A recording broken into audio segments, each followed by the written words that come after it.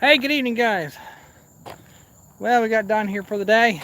We're back to the farm. We're bringing a couple loads of hay in for the beef cattle. So I thought I'd do a short live stream. We're going to do a review on the baler of what I thought so far. And I'm going to turn my lights on off out here. But I tell you what, there's going to be a lot of questions and stuff, and a lot of criticism on why would you need two balers? Why do you need two skid loaders? Why? But I know there's a couple of you guys that have been here on the farm now and didn't see everything, but you get a little bigger picture. Hey, John, good evening. So I want to just make something very clear. We did some live streams, weren't professional, but it's real life. You bring a piece of equipment in, you didn't get show quality video, but we don't have cameras sitting up in the field and make it like a big show. Farmers, we like it real life, hands-on. Let's run the equipment, let's put it through the paces. But you know, yeah, the quality wasn't there on those videos, I know that, and it didn't do that baler justice or that tractor. But just remember, we're not a show where you're going to have show quality videos, but you got to see the L331, small tiny farmer, first one here in Lancaster County to get out there and pound bales through it. I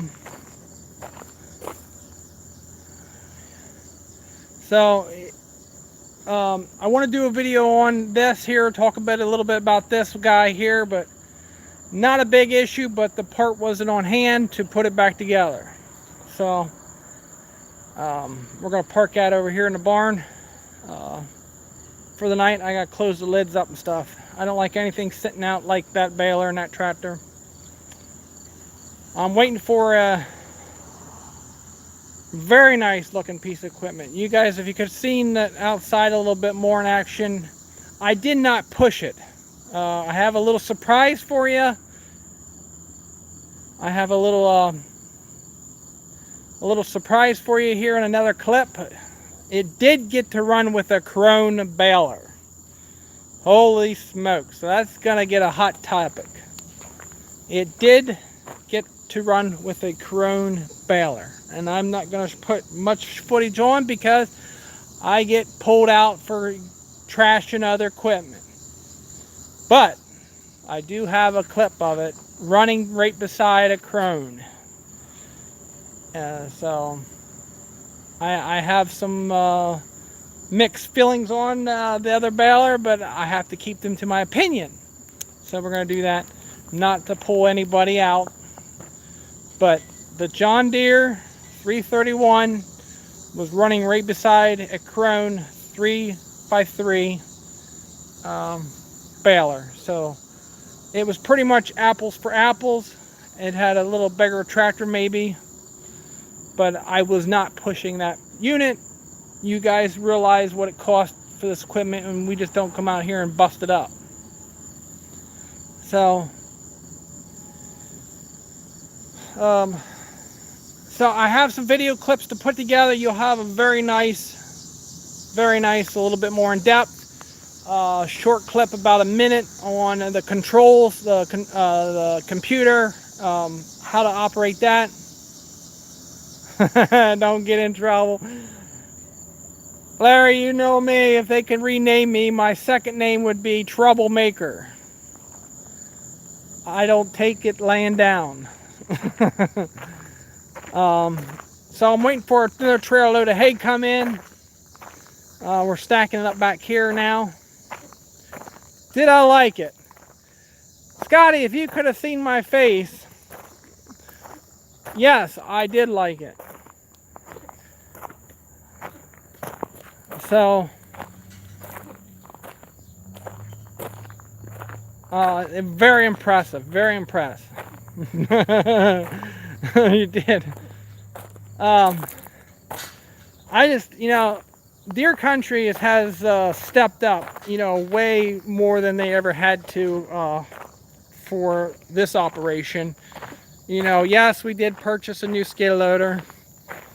That's another thing, I'm going to be backing off a little bit about different pieces of equipment because we get pushed really hard on, and if you guys would just take time that you guys want to just enjoy it and look at the equipment in the fields. And I mean, we're pounding some nice bales out through. Yeah, we have that there mess, but that doesn't happen every day. On the New Holland, I will never say anything bad about New Holland's baler. And but I tell you, some of these bales are coming in here. They're packed tight. I don't know if you can hear that, but that's pretty nice stuff. Smells good too. I always like the smell of fresh hay. So we'll do another video on the New Holland repair on that. Yeah, there's things that are going to be changing around all the time, so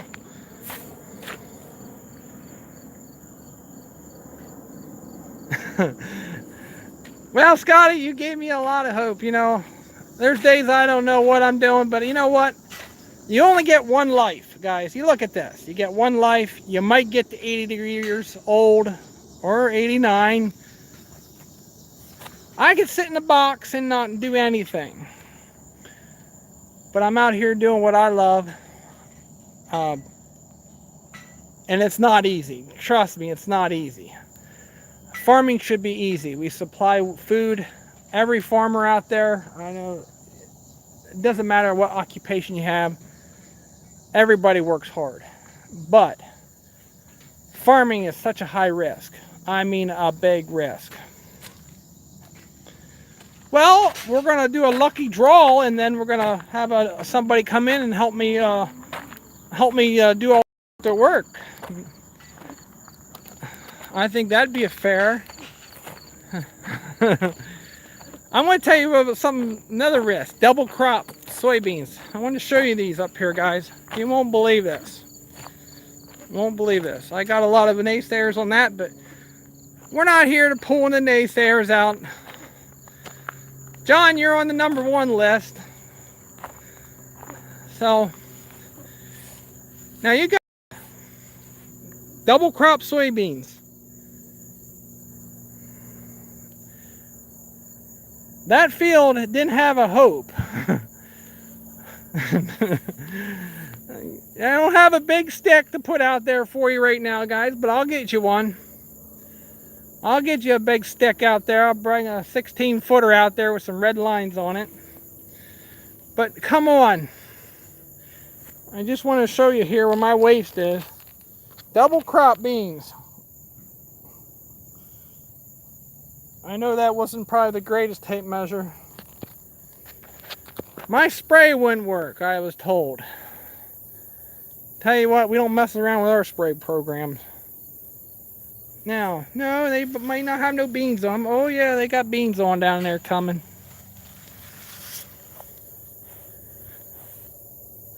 Now, you want to talk about high risk.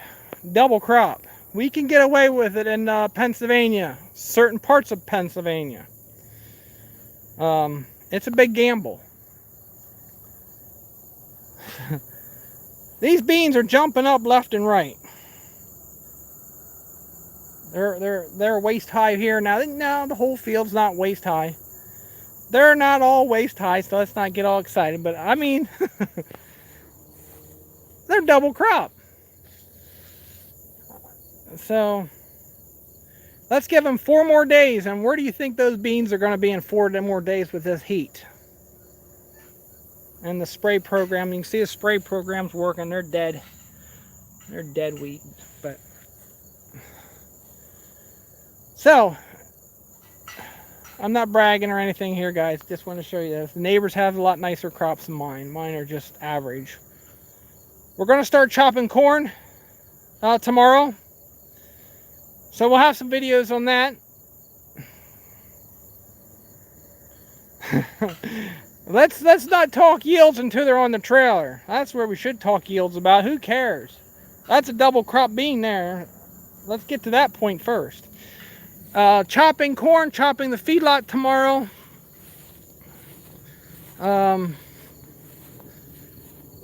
Yeah, so we're going to chop that lot over there tomorrow. And another field out back. And our goal is to get 200 10-footers up tomorrow morning. So there'll be some videos on that. I'm not sure. No, I'm not putting up bunker walls this year. I took some pretty hard yeah, Midwest, you missed that video. There's only over 1,000 videos, but just go back for 2018 and you should hit it.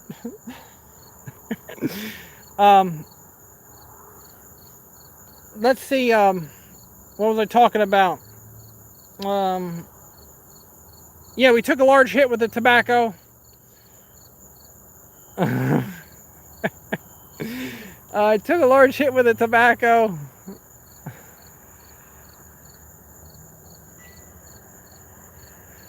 So, you know, the walls are 24,000 bucks. It doesn't make sense to take to return your money on walls on a short period like that, not paying cash for them. It's a little financing. Yeah, we can all finance stuff, but this farming's tough enough. And no tobacco made it. It's all gone. We lost everything.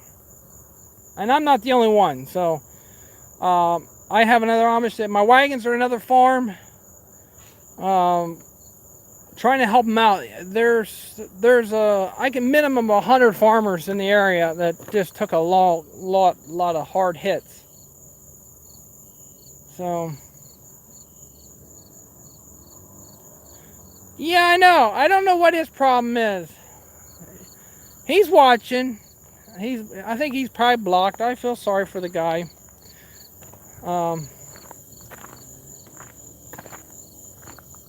Yeah, so alright, who wants to hear a little story? I came home today. I just put it, I would just... Those blocks are not cheap either, Scotty. I honestly haven't really priced any out, but if you buy those, try to buy them in an auction or a sale.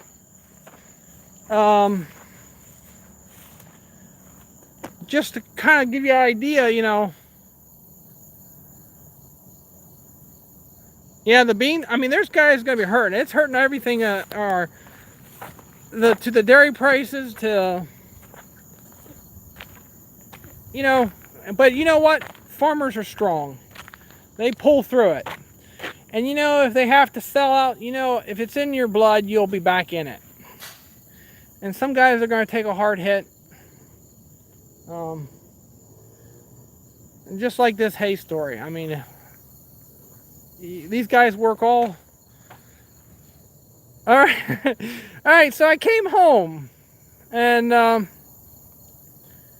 started doing my chores, and I got up to the beef farm up here and had a calf head caught under the bottom rail. The bottom rail, I don't know how it ever got in there. Its head's too big to get in there.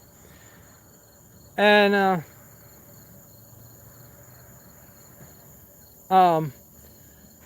it had its head stuck in the lower rail. It's tinier. The rails are bigger to the smaller. The bottom one's really narrow. It had its head stuck in there. And nobody wants to deal with that mess. First thing, I'm going to go get a Sawzall, cut the pipe to cut the head out of the dang things. I didn't want the animal down. It was a nice heifer, gorgeous looking animal. So I stood there and looked at her, and she was not looking good.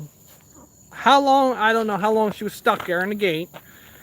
And first thing I thought about, extension cord, Sawzall, a metal cutting blade. Let's cut the rail and let's get that calf out of there. Don't worry about the gate. Gate can be replaced. Calf cannot be replaced.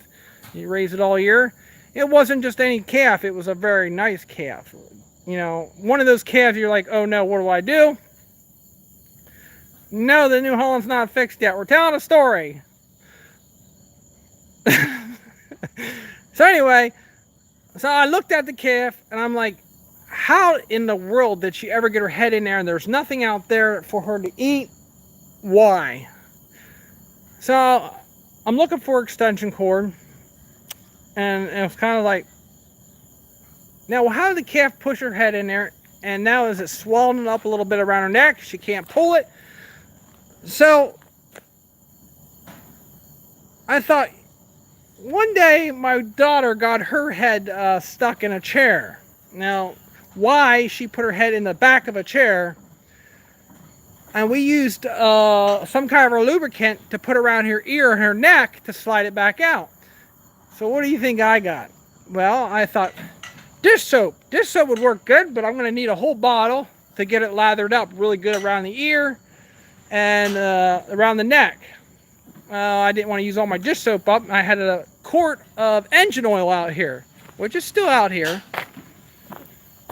I had a quart, and it's not just any, it's John Deere, it's good stuff. So I dumped that oil around her neck. It's a 10W30. Within 2 minutes of me lathering her up on both sides, it slipped right out. So I thought that was funny. But I was in a panic mode, and I was thinking cutting my gate apart and everything else, and I would have too. And but now she has a nice little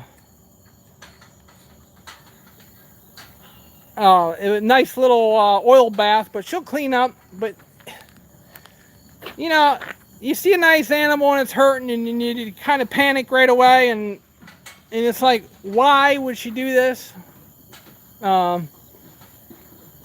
But she did it. Luckily she didn't snap her neck. I know you guys, that if anybody grow beef, you're always wondering why an animal would do a certain thing. No, Sopica's too expensive, Larry. I don't have that kind of money. It's waste. That's a joke, guys. I just thought that's what I had there laying. That's what I had laying there, guys. So that's why that happened that way. So,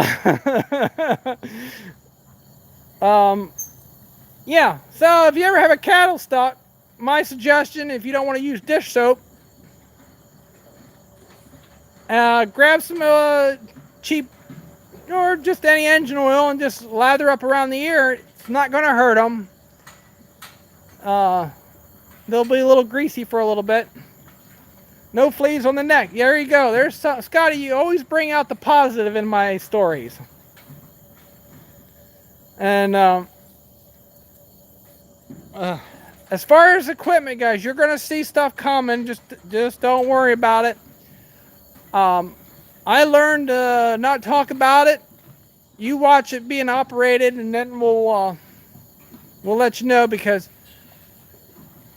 I want to have fun, and I get tired of getting frustrated and getting questioned on every piece of equipment all the time. So, just let you know, it's a lot of money. It's a lot of money. I don't know where my trailer load of hay is. He said he was going to be here shortly. I'll be working in the dark again. I'm going to just keep stacking it up here on the concrete.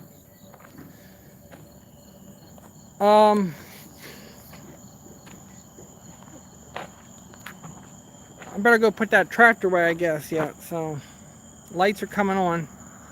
Mega bucks, that's right. You could buy houses. 2 houses and some land. Not junky houses, by the way. When do you chop? We already did. We're going to chop corn tomorrow. We could have chopped beginning of the week. We could have chopped the beginning of the week, but we finally got some nice hay making weather. So the hay trumped corn silage, because you don't get 4 or 5 nice days like this to dry hay.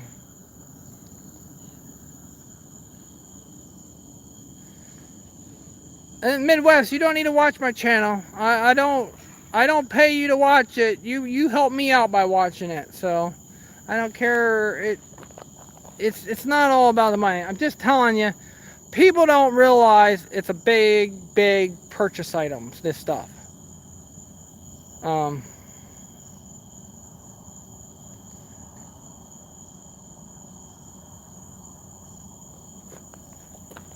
As far as shout outs and stuff, I did that for a bunch of farmers to bring them along, and I got kind of, you know, I'll check your channel out, and then I'll just see what I'll do it again. But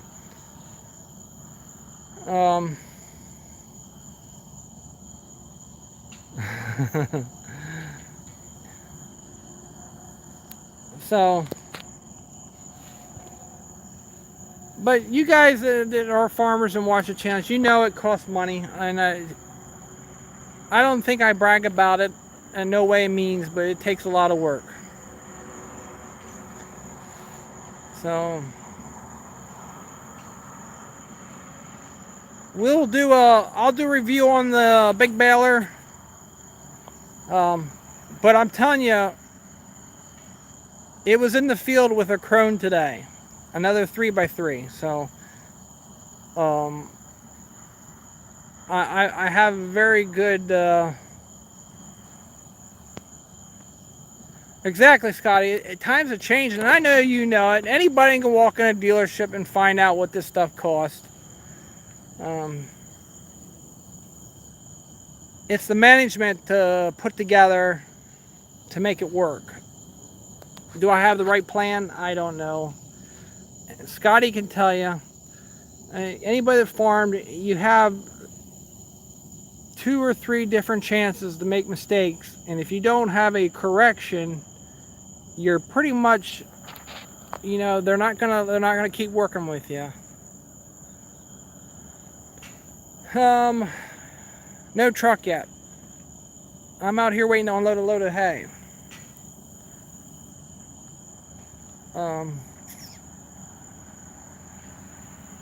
Lot of risk. You got it, 7-7. It's a lot of risk. But what I said earlier, if I'm going to stay and sit in a box and live my years and wishing that I made choices, and we all do it, there's nothing to it.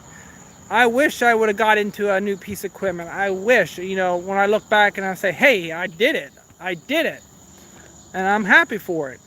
Might have been not the smartest move, but I did it.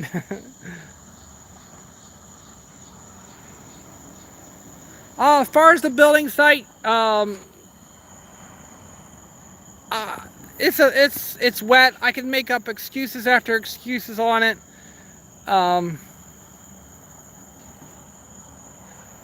I'm just putting a plan together. I want to finish the barn on the lower barn. We just had a little boy. You know, a lot of things going on, a lot of things change.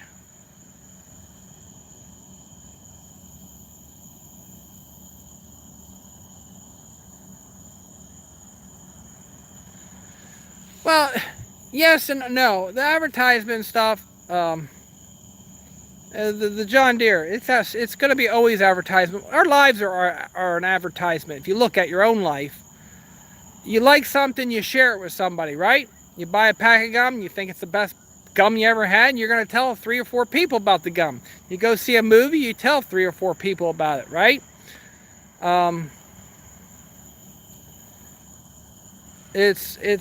We advertise our lives is a big soap opera to begin with. I mean, if you guys pick up something you really like and you're going to tell your buddy and say, hey, you got to try that, you're gonna tell everybody about it. You know, can I actually make a decision on one day running a new baler? And I think so.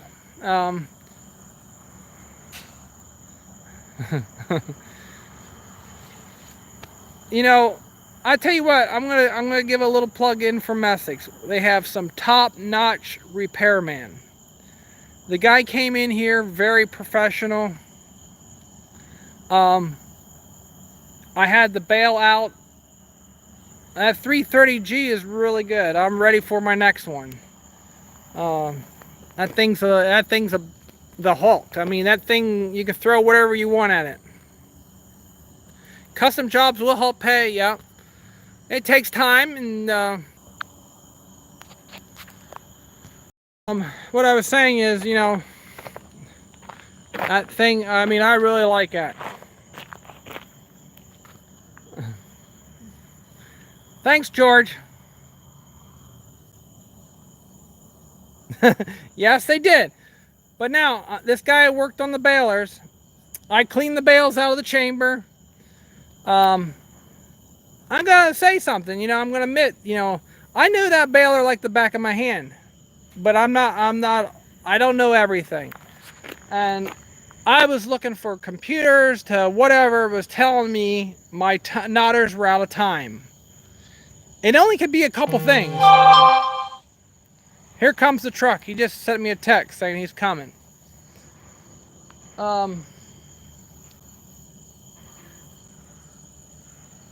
Yeah. What was I saying here? Yeah, so top-notch service team there. He came out, pulled up next to it, and I explained to him a little of the process. I said the thing's cleaned up, it's ready to go to look at. No bale in the chamber. I said I went over this thing 3 or 4 times this morning. That's right, Paul. And I don't know everything. And you know, I get criticized because I pull a dealership out to help me out. I get, you know, I don't know everything. I'm gonna tell you I don't know everything, but I was determined to have that thing solved before I had to call the dealership. And so first thing I did, I cleaned it up. I wanted to make sure I could see everything. And well, I think they kind of learned on my opinion on the New Holland skid loader. Okay, I took care of that problem. That's the problem solver right there.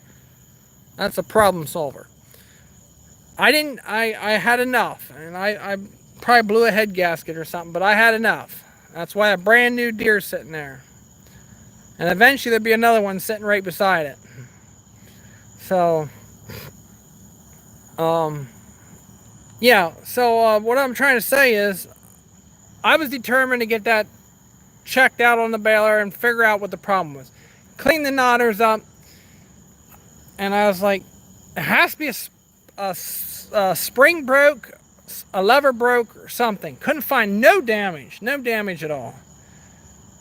And yeah, these hay forks are nice. I like to have a little bit higher to carry 3 bales. That machine will carry 3 bales no problem. Yeah, you should have, Paul. You're always welcome to drive it. And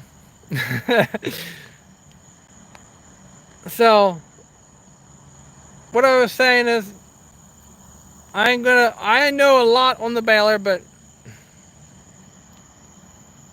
no, it was twisted, George. But you know, it takes another well, you have 3 boys now, so you need all this extra equipment for those guys. But it takes another set of eyes sometime. What my point is here, if you just let me finish, my point is, it always takes another set of eyes, and within 2 seconds, he caught it. Within 2 seconds, and the first thing he said, the baler's cleaned up nice, but I work on these every day. Now you look at that statement, what he just said. I work on these every day. And you better go back and watch the videos. We do travel quite a bit. That makes a big difference. So, and another set of eyes never hurts. That's the moral of that story. Well, guys, you don't want to see me unload any hay, so it's getting dark. The truck's going to pull in here shortly. And I hope you enjoy his videos. I'll try to put this one together tonight and get it up for the first thing in the morning. It might be up tonight around... That's exactly right. Two's better than one, but how about 4 eyes are better than 2 sets of eyes? The baby's doing really good. Well, here Midwest, if you're a farmer, yes, more expensive, but what is your time worth when you're sitting down and you're not making money with your equipment? It could eat you up by spending too much time trying to look for the simple things in life and not worry about a few dollars spending where somebody comes in. If I would have made a video, you wouldn't have believed it. I mean, I went over that thing and I walked around up on the Knotters. You know, my time was from 7 o'clock this morning until 11 working on that baler. I had a lot of other things to do, so, you know, again, service techs are great, and that's why they're here. I mean, you know, but you know what I learned, Midwest, today? If it happens again, I know where to look, right? If it happens something like that again, I know where to look. So I'm going to do a video of tearing that shaft out. And I don't have time to go to college either. And you know, these guys spend a lot of money on the education and stuff like that. But our job is to be in that seat and making money. And you don't see service trucks in here all the time. It's every once in a while there'll be a truck in here. But when I make that call, my time's worth more money somewhere else. And it's like for everybody. We can work on our own vehicles and we can spend a lot of time, but then if something didn't go right the first time, you're going to spend more money on the second time. Yeah. You guys know what I'm talking about. I don't need to be talking about that all the time. No, the New Holland won't go anywhere. 2 balers. So,